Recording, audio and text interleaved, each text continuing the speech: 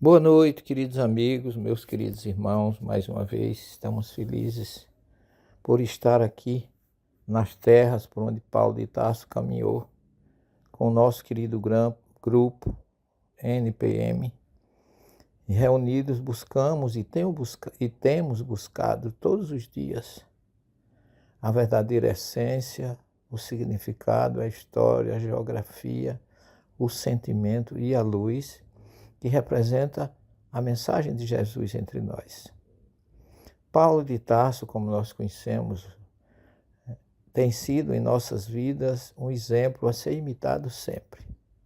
A sua garra, o seu denodo, a sua vontade de servir incondicionalmente a mensagem de Jesus tem servido de roteiro para a vida de muitas pessoas. E nós espíritas que vemos, de acordo com o que nos orienta o nosso mestre leonês Allan Kardec, nós aprofundamos um pouco mais, porque observamos e temos a felicidade também de receber as informações teológicas trazidas no livro de Atos, que é o que nós estamos estudando, a passagem de Paulo por Atenas e Coríntios.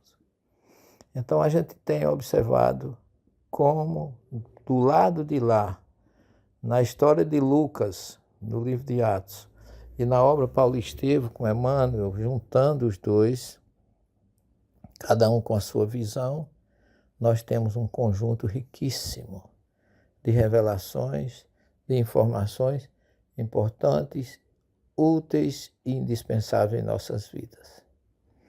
Hoje nós saímos de Atenas, depois de termos visto a decepção de Paulo, aquilo que ele considerou infrutífero, a sua disposição de pregar na Ágora de Atenas, de ir ao Areópago, discutir com os epicuristas e estoicistas, nós vamos observar que Paulo sai daqui de Atenas deprimido, insatisfeito, sentindo-se derrotado, e vai para Corinto.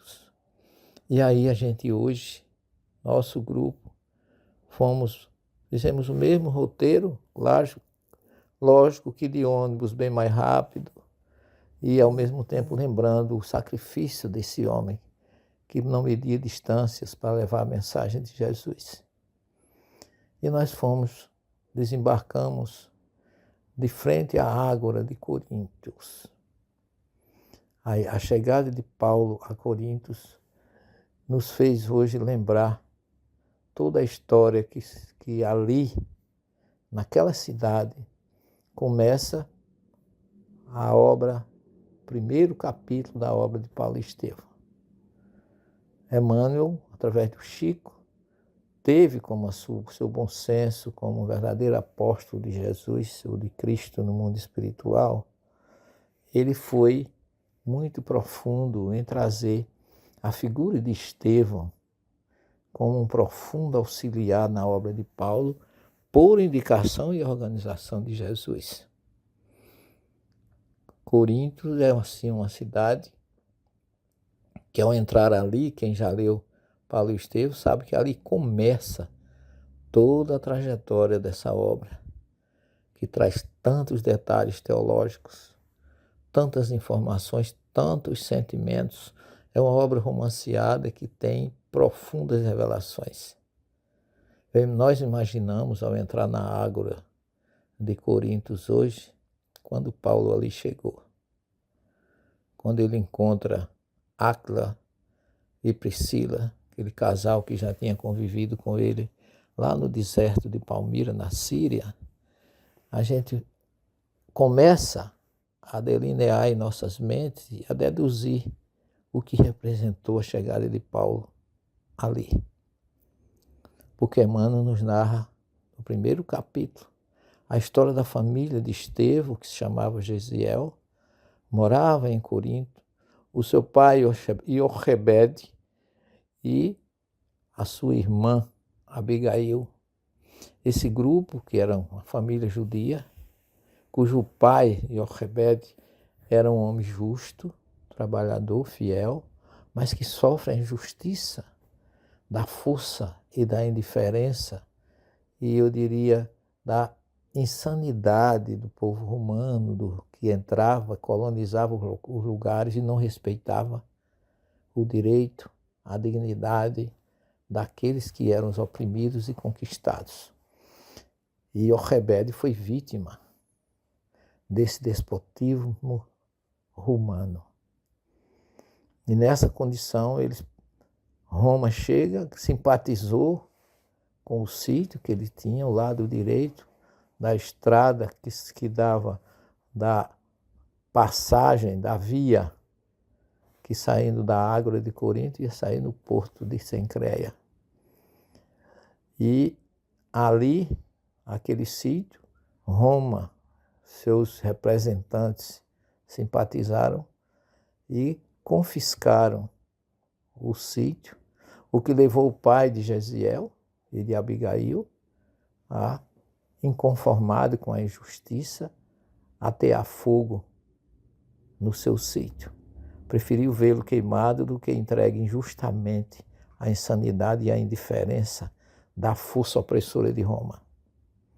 Isso custou caro, porque Jesiel, seu filho, e Abigail foram presos junto com ele, com Jochebed, e disso aí resultou numa dificuldade muito grande, porque o pai foi morto pelos romanos, Jesiel escravo, e também Abigail, que por ser mulher, conseguiu, graças a Deus, a condição de ser levado por uma família lá para a estrada de Jope, entre Jerusalém e o porto, e ali ficou como filha adotiva de um casal que conhecia a família destroçada por Roma.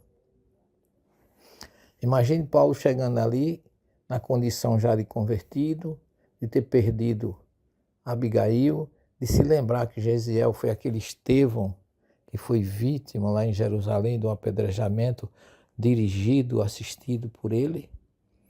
E tudo aquilo com certeza pesou muito na sua mente e no seu coração.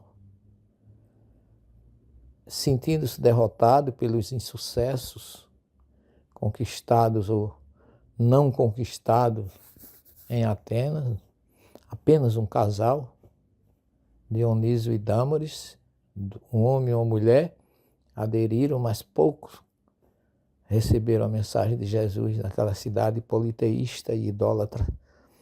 Então Paulo chega em Corinto, como nós hoje à tarde tivemos a felicidade de chegar, e vê todo aquele movimento dos dois portos que ali existiam, naquela península de Peloponeso, e ali Paulo, relembrando a família da sua ex-noiva, ele deve ter sofrido bastante, mas não desistiu da causa, continuou ali trabalhando com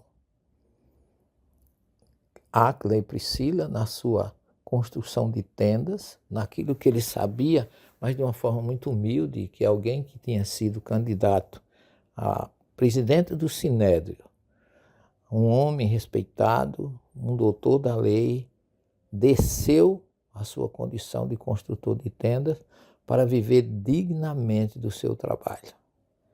E depois do trabalho, levar Jesus nas sinagogas, nos sábados, e também pregar para gregos, escravos, na Ágora de Corinto. Quando ele, chegando, recebe a notícia da visita que chegava de Silas e Timóteo, trazendo informações de que a comunidade fundada em Tessalônica estava um sucesso. Então Paulo ficou muito feliz, se entusiasmou e começou a estudar e analisar a situação do que fazer ali em Corinto para levar Jesus para aquele povo, escravos. E quando além de escravos, tinha gregos, tinha o casal de Áquila e Priscila, que eu já falei, que foram expulsos de Roma pelo imperador Cláudio, que começou a perseguição dos judeus, e eles fugiram e foram viver em Corinto. E ali, quando a gente observa a Ágora de Corinto, a cidade, naquela época, a sua acrópole, num monte onde ficava o templo da deusa Afrodite, dali a deusa do sexo, da promiscuidade, as suas sacerdotisas desciam para o porto de Cencreia para a sua entrega como sacerdotisas do sexo. E ali a cidade era uma cidade muito devassa, inclusive tinha um verbo chamado verbo corintianizar, que significava promiscuidade, lascividade, todo tipo de abusos e extravagância nesse campo da sexualidade, com muitas outras, com muitos outros atos e condutas que Paulo, compadecido, resolveu permanecer nessa cidade e trabalhar para Jesus por muito tempo ali. Na Ágora a gente avista lá em cima a Acrópole de Corinto, o templo de Afrodite, e pode relembrar o movimento daquele lugar onde Paulo teve que se defender, onde Paulo teve que enfrentar as denúncias dos judeus, se rebelar contra isso, rasgar suas vestes e dizer: a partir de hoje, vocês responderão por vocês. Eu sou inocente, eu sou puro, eu não devo nada, mas a partir de hoje eu vou pregar para os gentios.